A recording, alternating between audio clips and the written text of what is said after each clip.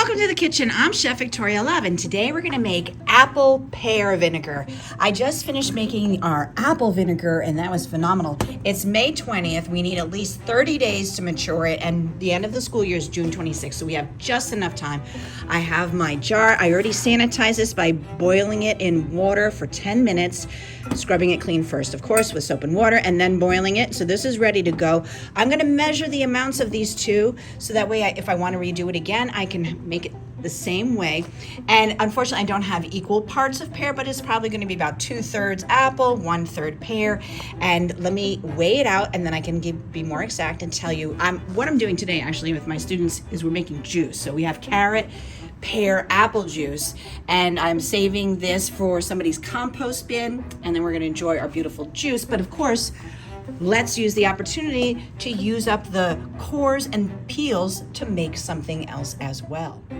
I'm going to measure my pears first because I want to keep that ratio 2/3, 1/3. So we're going to figure out how much the pears weigh. And we're going to put in, there we go, 1.6 ounces. We'll get all of this in there first, and then what I'll do is add double the apple. So again, all of this in there. Don't worry, cooking requires you to use your hands. I wash them constantly. All right, let's check out how much does that weigh. Okay, so that's 14.29 ounces, and we want to double it, so we're going to do 28.5 ounces of apple cores and peels. All right, now let's get our 28. All right, I'm almost there, and I have only a little tiny bit left, so I am very lucky that my estimate of 2/3, 1/3 is pretty much accurate. So let's get all of that in, and hopefully, all right, so we got 28.32. We're very close to 28.5. That's super full. We're gonna take the bottom of a wooden spoon and just sort of push it down into the jar. Get that in there. And to this, we are going to add 2 tablespoons of sugar. Get that in there, that'll help feed our vinegar. And now we're gonna add to that 2 tablespoons of vinegar. Then this vinegar has a 5% acidity, and this will also help. So as you can see, I've muddled the sugar and vinegar in there, and I've actually been able to push this all down a bit. And now we're gonna add in our water. I boiled water before, and we're gonna measure it, so that way we also keep everything accurate.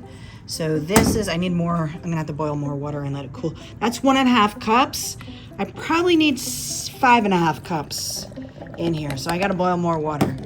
All right, so I only got 4.25 cups of water in there, and I might try to fill it up just a little bit, get another 1/4 cup in, just because it really does evaporate so much. So a little, all right, so we're gonna get 4.5 cups in there, 4.5 cups of water. And what we need to do is muddle it, get all that water packed down into it. Okay, so now what we need to do is cover it. You can use a coffee filter or a piece of paper towel, and we're gonna cover it because we don't want stuff going into it, but we do want the air. We need the air to permeate and start the fermentation. So I'll put a rubber band over that. Okay, now for the next 30 days, every day we're gonna have to muddle it with our wooden spoon, and it should make vinegar. So I will come back and show you what it looks like in a couple days when we have some fermentation process happening, and there'll be little gases and little bubbles in our jar. Okay, here we go. This is day 9, and finally we've got the reaction going. We've got some of the vinegar spilling out actually because it has bubbled up so much.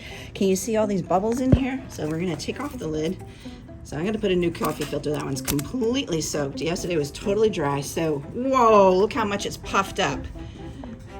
There we go, look how much it went down. So after stirring, you can see how the gases have now escaped and the apple has settled. Look how much the difference between it was coming out over, and now once we've stirred, it's now back down with more headroom. Here we go. We are down to the wire. It is June 26th, the last day of school. We started this on May 20th. We have let this age for 38 days and now we are going to strain it. So if you take a look, you see how a lot of it is settled at the bottom. I'm hoping there's a mother in this one this time. And because when I tried to strain the apple vinegar, it was so pulpy and thick, I am not going to waste time trying to strain it through a coffee filter, but we are going to use the cheesecloth and strainer, strain it through here. This is how I strained the last apple vinegar. So let's get this off. And you can see again, look how much evaporated over the process. So remember, don't add more water. That will kill it. You have to just let that evaporate and the fermentation process takes over. So let me start straining away. I removed quite a bit of the thick pulp at the top. And now we're just gonna start ladling this into our cheesecloth and let it strain. Here we go. And it smells like vinegar. It no longer is the nail polish remover smell. We have gotten to the I smell like vinegar. Oh, this is so exciting. I can't wait to taste it because I really, really like the pear vinegar. So check out that video. And there we go. I preferred it over the apple vinegar. And so now this will be great to taste and see if I prefer apple pear mixture.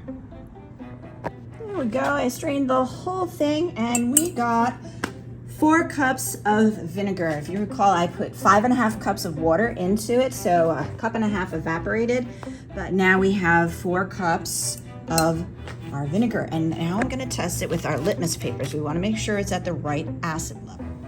Now, whenever I test my homemade vinegar, I always test it against a store-bought vinegar because then I know the acidity. So this is 5% acidity, and we're gonna test our litmus paper, and then we're gonna test our homemade vinegar, and we want to have an acidity that is similar. We want it 3.525. So if you look here, our colors on our litmus test papers are pretty much the same. So I would be safe in assuming that we have a 4% acidity on our homemade vinegar.